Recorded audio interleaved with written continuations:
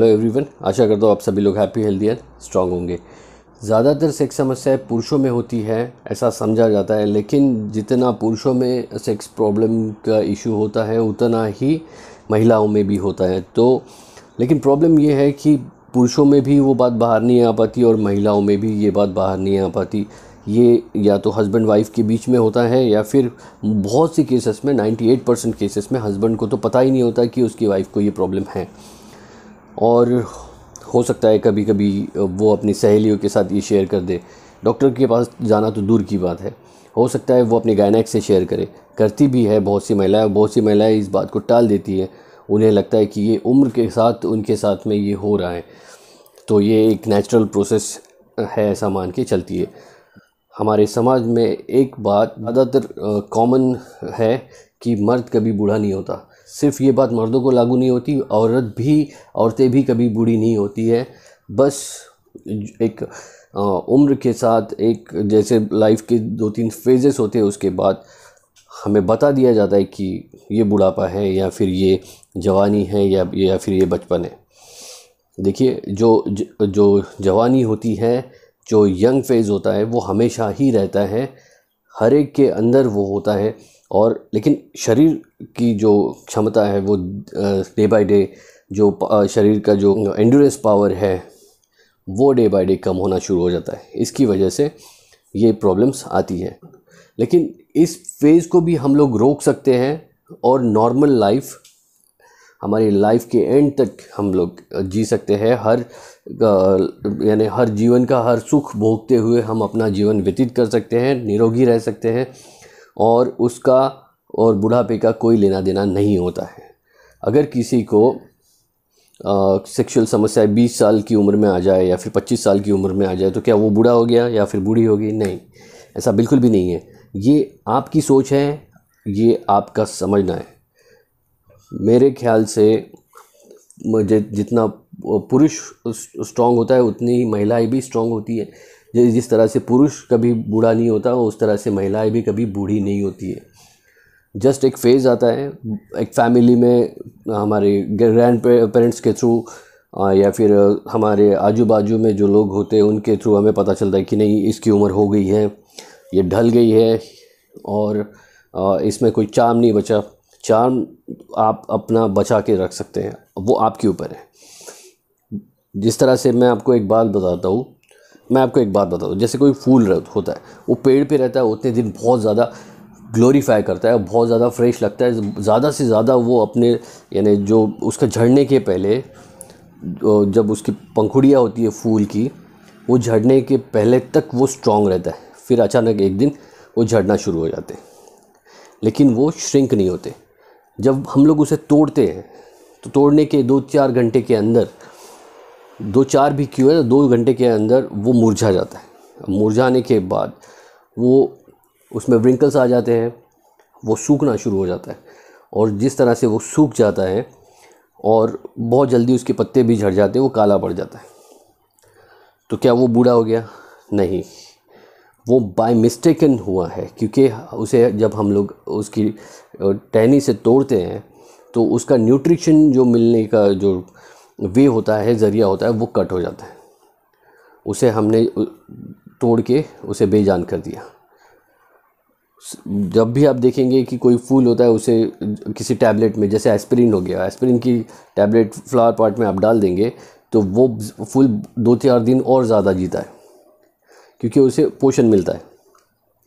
उसी तरह से जो फीमेल की बॉडी होती है वो भी सेम तरह से रिएक्ट करती है। पुरुषों में भी ऐसा ही है, लेकिन आज महिलाओं की बात करेंगे तो महिलाओं में भी ऐसा ही है। जैसे शरीर में, जैसे प्रेगनेंसी के बाद की बात करेंगे हम लोग।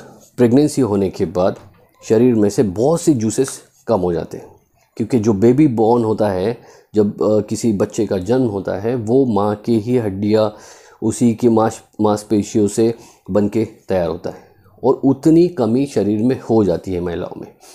और धीरे धीरे जिस तरह से जहाँ से वो बेबी का डिलीवरी होगा, जो ऑर्गन होगा, ये पूरी तरह से संभव होता है कि जब वो बेबी होता है तो वो ऑर्गन लूज़ पड़ता है, उसका इलास्टिसिटी कम होता है।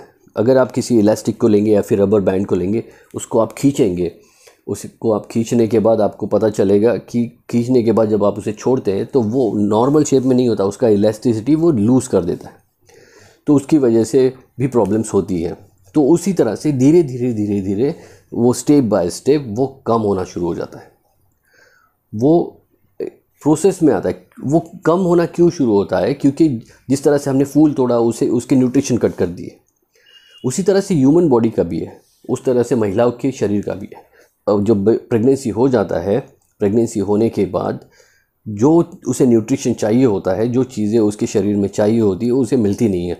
वो प्रॉपर खुद का ख्याल नहीं रखती, बच्चों की देखभाल करने के साथ साथ उसे अपना भी ख्याल रखना होता है, लेकिन वो पूरी तरह से भूल जाती है। वो सिर्फ अपना माता वाला रोल या मदर वाला रोल प्ले करना शुरू कर देती है। वो एक भूल जाती है कि वो एक स्त्री है, एक वुमन है, जिसके कारण वो बेबी पैदा हुआ है, लेकिन वो माँ के साथ साथ एक बीवी भी है और एक परिपूर्ण स्त्री भी है, उसकी भी अपनी इच्छाएं हैं। लेकिन बेबी को ग्रो करते करते वो इन बातों को दरकिनार कर देती है, उसे साइड कर देती है, उसकी तरफ ध्यान नहीं देती, और उसकी वजह से, उसके न्यूट्रिशन की कमी की वजह से बहुत से शरीर में जो तत्व चाहिए होते हैं, वो कमी की वजह से स्त्रियों में ये प्रॉब्लम्स होती है।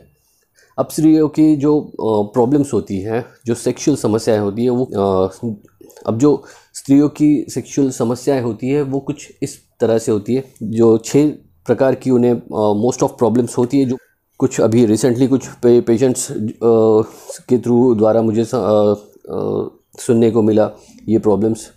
वैसे आम दिनों में भी एक दो केसेस ऐसे इस तरह के आते ही रहते हैं कि डॉक्टर हमें ये प्रॉब्लम हो रही है, तो क्या ये संभव है कि इसे ठीक किया जाए? तो सबसे पहले समस्या क्या है इसे जानते हैं और उसके कारण समझेंगे, और उसके साथ साथ उसके उपाय क्या हो सकते हैं ये भी अब आप जानेंगे। अभी तो पहले प्रॉब्लम जानेंगे। देख लीजिए कि कहीं आप तो ये प्रॉब्लम से नहीं गुजर रहे हो, और अगर वैसा है तो पॉइंट लिख के रखिए, या फिर इस बैग जाके ये वीडियो को फिर से देख सकते हैं। इसमें आपको समझ में आएगा कि आपकी प्रॉब्लम कहीं ये प्रॉब्लम तो नहीं है। महिलाओं की कुछ कॉमन सी समस्याओं में से एक है योनि में स्राव कम होना, चिकनाहट की कमी। ये काफ़ी महिलाओं की कंप्लेंट होती है कि सेक्स के दौरान उनकी जो चिकनाहट है वो अचानक कम हो जाती है, या फिर बहुत कम ही गीलापन वहाँ पे होता है, जिसकी वजह से उन्हें बहुत सी प्रॉब्लम को फेस करना पड़ता है। ये क्यों होता है? देखिए, चिकनाहट, जो योनि में जो चिकनाहट होती है, उसको आने के और उसके कम होने के कई कारण होते हैं। योनि में चिकनाहट आने का सबसे बड़ा कारण और सबसे बड़ा रीज़न, और वो होता इसलिए कि आप सेक्सुअली तैयार है। अगर योनि में गीलापन आया है तो आप सेक्सुअली रेडी है, इंटरकोर्स करने के लिए, संभोग करने के लिए आप पूरी तरह से रेडी है। जब वो स्टेज आ जाएगा पिक, तभी संभोग करना भी चाहिए। ड्राइनेस में संभोग करना ये आपके योनि के लिए, आपके गुप्तांग है, उसके लिए थोड़े हानिकारक हो सकते हैं, क्योंकि उससे रैशेस, कट्स और ब्लीडिंग, या फिर ये बात बढ़ते बढ़ते पस फॉर्मेशन भी हो सकता है। तो आपको इसका भी ध्यान रखना पड़ेगा। तो ये जो सिचुएशन है, इसमें से बाहर कैसे आए ये जानने के पहले हम जानेंगे ये होता क्यों है। अगर सबसे पहले तो आपको ये बात समझनी पड़ेगी कि ये जब होता है तो वो गीला होने का कारण ये होता है कि आप सेक्सुअली रेडी हैं, आप एक्साइट हो गई हैं, आपका शरीर तैयार हो गया है कि अभी आप इंटरकोर्स कर सकते हैं। अगर आप सेक्सुअली रेडी ही नहीं है, हाफ माइंडेड है कि नहीं मुझे नहीं हो रहा है, और फिर भी आप करने की कोशिश करती हैं, तो आपके पार्टनर की इच्छा के अनुसार आप करने की कोशिश करती है, तो वो थोड़ी देर के लिए गीला हो जाएगा, वहाँ पे चिकनाहट आएगी, और उसके बाद वो ड्राई हो जाएगा। तो हाफ माइंडेड सेक्स करने की वजह से भी वो ड्राई हो जाता है। सेकेंड, दूसरी बात ये होती है कि एक्साइटमेंट की कमी हो जाती है आपके अंदर, उसकी वजह से वो कम हो जाता है। तो ये उसका कारण होता है कम होने का। साथ साथ में बॉडी फ्लूइड्स की कमी की वजह से और शरीर में कुछ न्यूट्रिशन की कमी से ये होना संभव है। तो उसका ये एक रीज़न होता है। साथ साथ में जैसे जैसे एज बढ़ता है, वो एज मैं अभी भी बता दूँ, एज इज़ अ नंबर, लेकिन जिस तरह से समय बीतता जाएगा उस तरह से वो खाली होता जाएगा। आपको उसको रिफ़िल करते रहना पड़ेगा, न्यूट्रिशंस के थ्रू, कुछ मेडिसिन के थ्रू, कुछ सप्लीमेंट्स के थ्रू। ये पॉसिबल है उसे मेंटेन करना। आप पार्लर जाती हैं, आप स्किन को मेंटेन करती हैं, आप बालों को मेंटेन करती हैं, बालों को आप कर्ल करेंगी, आप कंडीशनर करेगी, फिर उसमें विटामिन ई का मास्क लगाएंगी, आप तरह तरह की ट्रीटमेंट करेंगी। आप अपने सेक्स के लिए क्या करती है? कुछ नहीं करती है। और वो कुछ नहीं करना ही आपको उस तरह ले जाएगा। स्किन को सिर्फ ग्लो करते रहना, एक समय के बाद वो भी डल हो जाती है अगर आप सेक्सुअली वीक है तो। आपको ये समझना पड़ेगा, अगर सेक्सुअली आप स्ट्रांग है और आपका चिकनाहट सही है, आपका जो बाकी सारी भी प्रोसेस सही जा रही है, तो आपकी स्किन अपने आप ग्लो करना शुरू कर देती है। आपने कभी भी नोटिस किया होगा, जिस दिन आप कंप्लीट सेक्स करती है, जिस दिन आप पूरी तरह से रिलैक्स हो जाती है, पूरी तरह से आप समाधान आपको जब मिलता है, तो उसके नेक्स्ट डे आपका चेहरा ग्लो करता है, जस्ट लाइक फेशियल। जैसे कि ऐसा कोई भी आपको बोलेगा कि आज फेशियल करके आए हैं आप, या फिर आपने आज ब्लीचिंग की है, या फिर कुछ और ट्रीटमेंट की है जिससे कि आपका ग्लो बढ़ गया, ये उसके रीज़न होता है। आप अपने सेक्सुअल हेल्थ के लिए कभी कुछ नहीं करती है। आप ऊपर की, जैसे कि कोई भी इमारत है, कोई भी मकान है, उसमें अगर क्रैक्स आ जाती है तो उसे कलर मारने से कुछ नहीं होगा। आपको वो क्रैक फिल करने पड़ेंगे, आपको रिनोवेट करना पड़ेगा उस मकान को, और उसे प्रॉपर ट्रीटमेंट के थ्रू उसे फिर से रिबिल्ड करके आपको चलाना होगा। लेकिन हम ये ना करते हुए हम लोग कलरिंग पे ध्यान देते, क्योंकि हम चाहते कि वो गैप्स नहीं दिखे वो दीवारों में। उसी तरह से आप अपनी स्किन को रंग रोगन कितना भी कीजिए, लेकिन अगर अंदर से स्किन डैमेज होने वाली प्रोसेस ही अगर आपकी शुरू है, तो वो आप कितना भी आप मेकअप लगा लीजिए, 1-2 घंटे रहेगा, उसके बाद धोने के बाद फिर से जैसा है वैसे ही दिखेगा। तो वो होता है बुढ़ापे की तरफ जाने का रास्ता। तो आप सेक्सुअली हेल्थ आपको स्ट्रॉन्ग करनी पड़ेगी। तो चिकनाहट ना आने के भी कारण मैंने आपको बताया, और आने के कारण भी बताया। चिकनाहट आते ही एक्साइटमेंट की वजह से, सेक्सुअली डिज़ायर होने की वजह से, और बॉडी को रेडी होने के सिग्नल होता है वो गीला होना। योनि की स्किन में ढीलापन, इलास्टिसिटी की कमी। जैसे कि मैंने आपको शुरुआत में बताया, प्रेगनेंसी के बाद जब बेबी बॉर्न होता है और उसी जगह से होता है, इसकी वजह से उसका इलास्टिसिटी कम होता है, क्योंकि जब वो जितना एक्सटेंड होगा, जब छोड़ने के बाद वो लूज़ हो जाएगा, जस्ट लाइक अ रबर बैंड। मैंने जैसे पहले भी बताया, उसको जितना स्ट्रेच करेंगे आप और छोड़ देंगे तो वो पहले जैसा साइज़ और शेप में नहीं रहेगा, उसमें उतना इलास्टिसिटी भी नहीं रहेगा, वो लूज़ पड़ जाएगा। ठीक है, तो वो रीज़न की वजह से वो लूज़ हो जाता है। जो योनि की जो वॉल्स होती है वो ढीली हो जाती है, वो ऑर्गन ढीला पड़ना शुरू हो जाता है। तो उसके लिए भी आप प्रॉपर ट्रीटमेंट के थ्रू, प्रॉपर कुछ चीज़ें हैं अप्लाई करने से वो ठीक हो जाता है। तो इसमें भी घबराने की कोई बात नहीं है, इसे भी हम लोग रिवर्स कर सकते हैं। आपका जो सेक्सुअली स्ट्रांगनेस है वो आप बरकरार रख सकती है, और आप भी प्रॉपर लाइफ टाइम तक आप यंग रह सकती है, इसी तरह से खुद को मेंटेन करते हुए, वो मेनोपॉज के पहले हो या मेनोपॉज के बाद हो। अनिच्छा होना, सेक्स करने की इच्छा ना होना, और जो डिज़ायर ना होना, लैक ऑफ डिज़ायर, ये जो समस्या है, इसके कई कारण होते हैं। यानी कई बहुत ज़्यादा इसके अलग अलग तरह के कारण होते हैं। जैसे कि उम्र के साथ साथ, जो मैंने आपको पहले ही बताया, न्यूट्रिशन की कमी की वजह से, लिए जो हार्मोन्स ज़रूरी होते हैं उनका इम्बैलेंस होने की वजह से आपको डिज़ायर कम होती है। तो ये डिज़ायर कम होना ये भी सही नहीं होता। इसके कारण बहुत से होते हैं, जैसे कि थकावट। आप दिन भर बहुत ज़्यादा काम करेगी और बॉडी जब रेस्ट मांगती है तब आप फिज़िकली वीक होती है, और ऐसे समय में अगर आप सेक्स करने के लिए आगे आती है तो वो हो सकता है आपको इच्छा ना हो, और वो इच्छा नहीं होना उसकी वजह से भी इच्छा नहीं होती है। बहुत सी वर्किंग वुमेन हैं, उन्हें भी इच्छा नहीं होती, और जो हाउस वाइफ है उन्हें भी घर में उतना ही काम करना पड़ता है जितना वर्किंग वुमन को करना पड़ता है, उनसे ज़्यादा करना पड़ता है। और कुछ महिलाएं तो घर में भी काम करती है और बाहर भी काम करती है। तो ऐसे समय में अगर इतना सब करने के बाद बॉडी को जो रिलैक्सेशन चाहिए होता है, जो समय चाहिए होता है, उनको मिलता नहीं है। कंप्लीट नींद नहीं होना, ये भी उसका एक रीज़न होता है। फीमेल को मैं मिनिमम से मैक्सिमम की बात ही नहीं करूँगा, सीधा 8 घंटे की कंप्लीट नींद ज़रूरी होती है। अगर आप नहीं लेती है तो आपको थकावट दिन भर रहेगी, और वही थकावट आपके end of the day, most of लोग एंड ऑफ द डे ही सेक्स करते हैं, नाइट के समय, रात के समय, जब सोने के पहले सेक्स करते हैं, लेकिन वो समय में शरीर पूरी तरह से आपका थका हुआ होता है, और वो थकावट की वजह से आपको अनिच्छा फेस करनी पड़ती है, और साथ साथ में न्यूट्रिशन की कमी तो चल ही रहा है। तो ये सारे रीज़न उसके पीछे होते हैं। सेक्स की टाइमिंग कम होना, जैसे कि आपका पार्टनर तो वेल परफॉर्म कर रहा है, लेकिन आप अगर पहले ही आपका ड्राई हो जाता है तो ऐसे में आप बोल नहीं पाती है। बहुत सी महिलाएं बोल नहीं पाती है कि देखिए मेरा हो गया है, या फिर मेरा ड्राई हो गया, और वो सहन करती रहती है वो स्ट्रोक्स को, जो इंटरकोर्स चलते रह रहा है उसको। लेकिन उसकी वजह से जब वो ड्राई हो जाता है और फिर भी अगर सेक्स चलते रहे तो अंदर घाव बनना शुरू हो जाते हैं, क्योंकि ड्राइनेस ऑब्वियसली वो ग्रीसिंग की तरह काम करता है, लुब्रिकेंट की तरह काम करता है। वो लुब्रिकेंट इसलिए होता है क्योंकि वो अंदर वो स्मूथली जाए, स्मूथली बाहर है।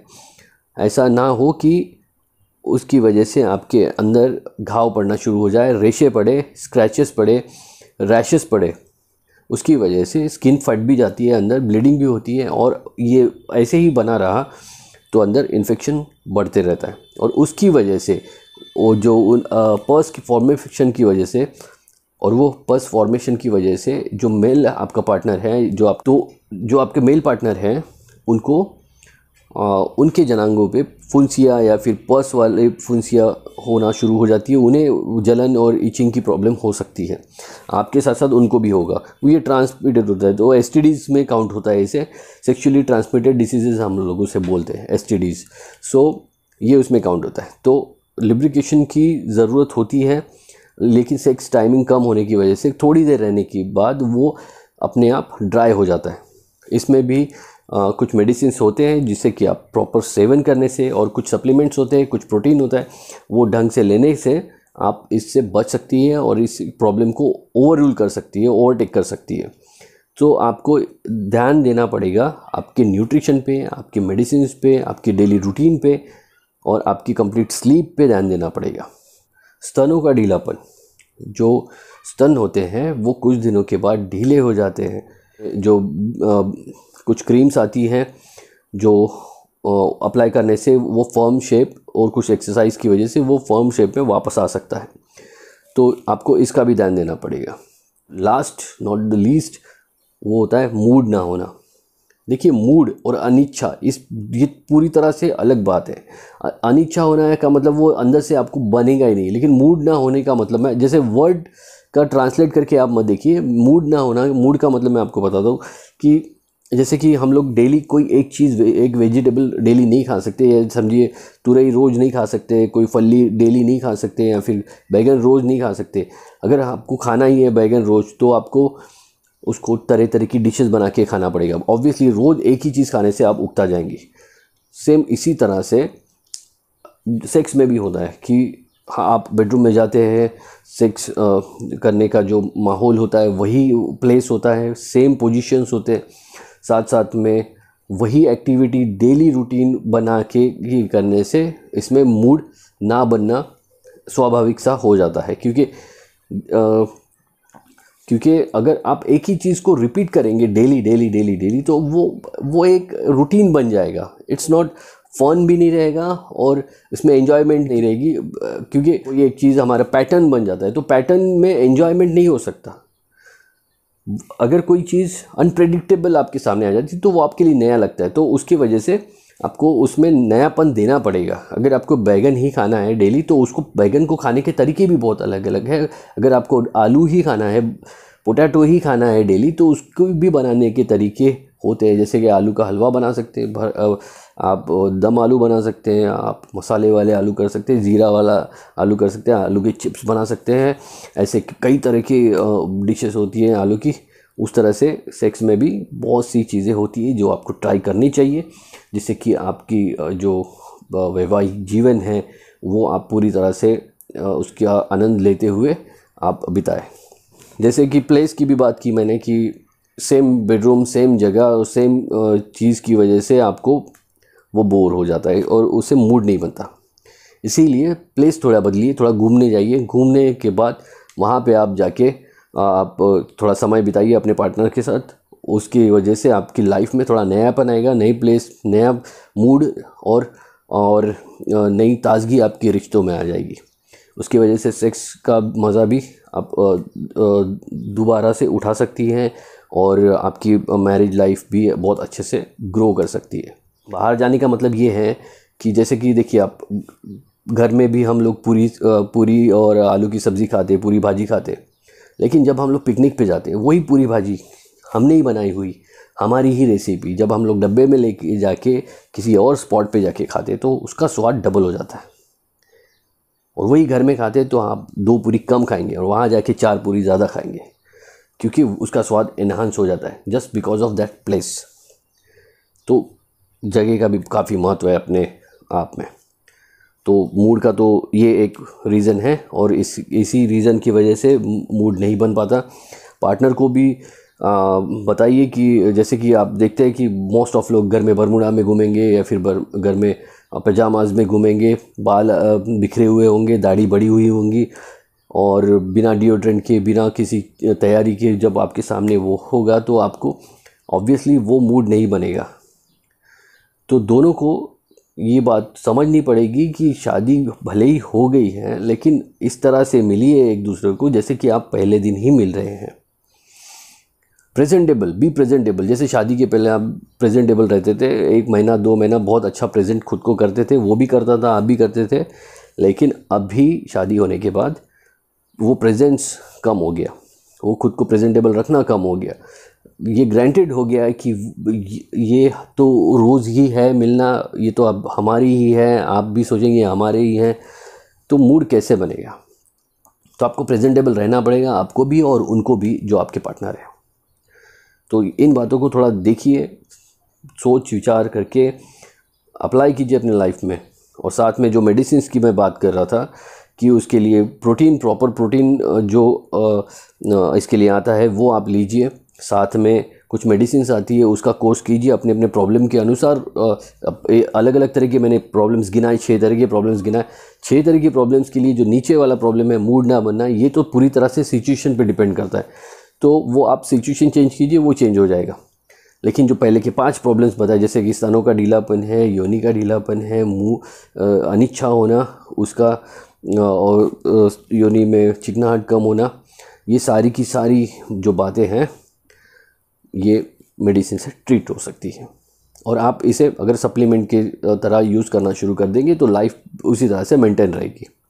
तो ये कुछ बातों का मैंने आपको एक संक्षिप्त में बताया। वीडियो फिर भी काफ़ी लंबा हो गया है। और साथ साथ में मैं जाते जाते एक टिप आपको देना चाहूँगा कि आप अपने जो लाइफ में लहसुन का और अदरक का यूज़ रखिए, लेकिन खाने के तरीके भी मैं बाद में बताऊंगा। लेकिन इसका इस्तेमाल सब्ज़ी में, बाकी चीज़ों में होना ही चाहिए और अच्छी तरह से होना चाहिए। बाकी इसके लिए और क्या क्या चाहिए तो मैं इसके बाद का जो टॉपिक आएगा आपके लिए तो वो देखिए, वो बहुत ज़्यादा इम्पोर्टेंट होने वाला है, वो भी आपकी लाइफ में शामिल करना ज़रूरी हो जाएगा।